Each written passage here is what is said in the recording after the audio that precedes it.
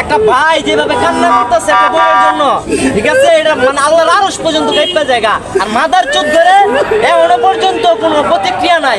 আমি দেখছি সকালবেলা মুখ ফাইটটা কইতে হইতাছে আমার, ঠিক আছে, সকালবেলা দেখছি আমি এই জায়গার স্টাফরা ওর ভাই ওর বোনের বই নাই না ওর দুলা ভাই না এই জায়গায় চিকিৎসা করাই হয়ে গেছে।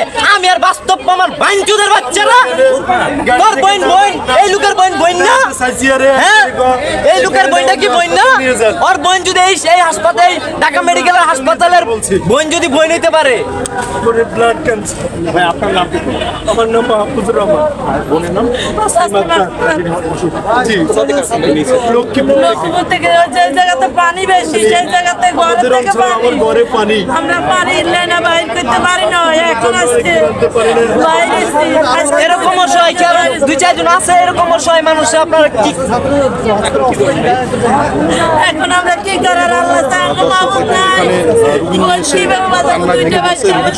ছোট ছোট বাচ্চা এই যে সাংবাদিক ভাইরা যে বলেন যে এখন কি করবেন, এই উত্তরটা ওনারা দিব না, এই উত্তরটা দিবেন আপনারা। ওনারা কি করবো? ওনার নিরাপত্তা, ডাক্তারের নিরাপত্তা যদি প্রশাসন যদি দায়ভার নেয়, ডাক্তার দেখেন এদিকে দর্শক, রুগী ঢাকা মেডিকেল কলেজ হাসপাতাল থেকে বাইরে চলে আসতেছে, কারণ ভিতরে তারা কোনো চিকিৎসা সেবা পাচ্ছে না। দেখেন এখানে ডাক্তার না নিয়ে যান, আমরা এখন কোথায় যাবো? ওনার কি সমস্যা হয়েছে? ওনার বিষ খেয়েছে, কতক্ষণ আগে বিষ খেয়েছে? ঘন্টাখানিক আগে। তাহলে এখন যদি চিকিৎসা না পান, ওনার বিষ যদি বের করানো হয় তাহলে কি হবে? এর দায় দিব কেটা? সরকারের কাছে আমরা কি বলবো? আমরা নিরীহ মানুষ, আমরা এই যে আমাদেরকে হয়রানি করতেছে, আমরা নিরীহ মানুষ, আমরা যাবো কোথায়? কার কাছে আশ্রয় নেবো? কার কাছে সাহায্য চাবো? আমি আঙ্গুল ঢুকে বমি করাইছি। দর্শক এখানে আসছে একজন বিষ খাওয়া রুগী, উনি ভিতর থেকে এখন বাইরে চলে আসছে, কারণ ভিতরে ওনাকে কোনো চিকিৎসা সেবা দেওয়া হয় নাই। আজকে আমার বোন ইলিয়াস, আজকে বোন আমার মারা গেলে আমি কোথায় যাবো? কার কাছে যাবো বলেন? জাতির কাছে কি বলবো? আমি একটা দায়িত্ব আছে না সবার আপনাদের। এই ওর অবস্থা খুবই খারাপ। ওই সোনারগাঁ থেকে 4 ঘন্টা জামে থেকে আমি ওনাকে নিয়ে আসছি।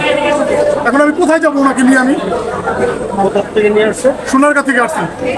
ওখানকার স্থানীয় হসপিটালে যান নাই? না, ওখানে যাই নাই। ওখানে কি চিকিৎসা বন্ধ? ওখানে গেছিলাম, ওখানে চিকিৎসা পাই নাই। ঢাকা মেডিকেল বলছে যে ঢাকা মেডিকেল নিয়ে যান। ওরা ইচ্ছা করে ওখানে চিকিৎসা দেয় নাই? ওখানে চিকিৎসা বলছে ঢাকা মেডিকেল নিয়ে যান, ওরা ট্রান্সফার করে দিয়ে ঢাকা মেডিকেল। আমি দায়িত্ব নিয়ে আমাদের চিকিৎসা করতে হবে, এটাই সবচেয়ে বড় জিনিস। আমি মনে করি সমঝোতা আইসা ডাক্তাররা সাধারণ মানুষের চিকিৎসা দেয়। এরকমের অনাকাঙ্ক্ষিত ঘটনা তো মারামারি বাইরেও হয়, বিভিন্ন জায়গায়, জি হচ্ছে, বিভিন্ন প্রতিষ্ঠানে। তাই কি তারা কর্মবিরতি করে? না, এখন জানাই দিতে হবে অন্তত। ঢাকা মেডিকেল হাজার রুগী, এরা কোথায় যাবে বলেন আপনারা? হাজার রুগী আমার মতো এরকম অনেকের বোন আছে। আজকে আমি এখন কোথায় যাবো ওনাকে নিয়ে? দেখলেন যে একজন রুগীর স্বজন চিকিৎসা সেবা না পেয়ে তিনি একেবারে হতাশ, তিনি কোথায় যাবেন বুঝতে পারতেছেন না। দেখেন এখানে পুলিশ এবং সেনাবাহিনীর কড়া নিরাপত্তা চলতেছে। আমাদের পুলিশ সদস্য এবং সেনাবাহিনীর সদস্যরা এখানে নিরাপত্তায় আছে। যে অনাকাঙ্ক্ষিত ঘটনাকে কেন্দ্র করে ঢাকা মেডিকেল কলেজ হাসপাতালে ডাক্তাররা এখানে চিকিৎসা শাটডাউন দিয়েছে। তো তারা দাবি করেছিল যে সেনাবাহিনী আসলে তাদের নিরাপত্তা সেবা নিশ্চিত করলে তারা চিকিৎসা সেবা ফেরত আসবে। তো আমরা দেখতে পাচ্ছি যে পুলিশ সদস্যদের পাশাপাশি সেনাবাহিনীর সদস্যরা এখানে চলে আসছে, কিন্তু ঢাকা মেডিকেল কলেজ হাসপাতালে এখনও চিকিৎসা সেবা শুরু করে নাই ডাক্তাররা।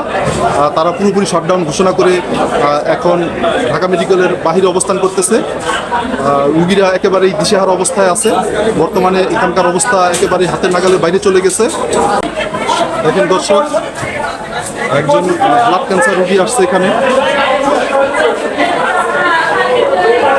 ব্লাড ক্যান্সার রুগীরা একেবারে হতাশ, কান্নাকাটি করতেছে। রুগীর বাবার বর্তমান যে আহাজারি আপনাদের সামনে তুলে ধরতেছি। এই রুগী হচ্ছে ব্লাড ক্যান্সার রোগে আক্রান্ত।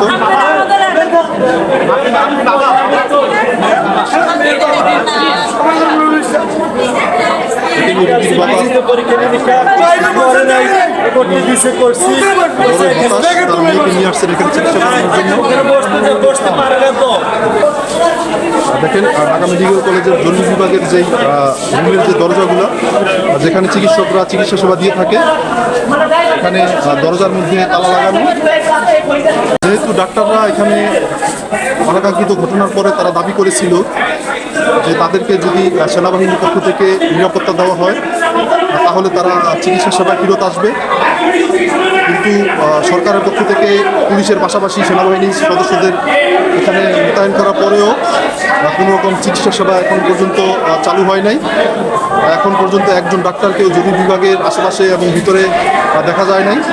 এখানে শুধু আছে বাংলাদেশ সেনাবাহিনীর সদস্যরা, তারা সার্বিক নিরাপত্তার ব্যবস্থা করতেছে। পুলিশ সদস্যদের পাশাপাশি আমাদের বাংলাদেশ সেনাবাহিনী এখানে আছে, তারা সার্বিক নিরাপত্তা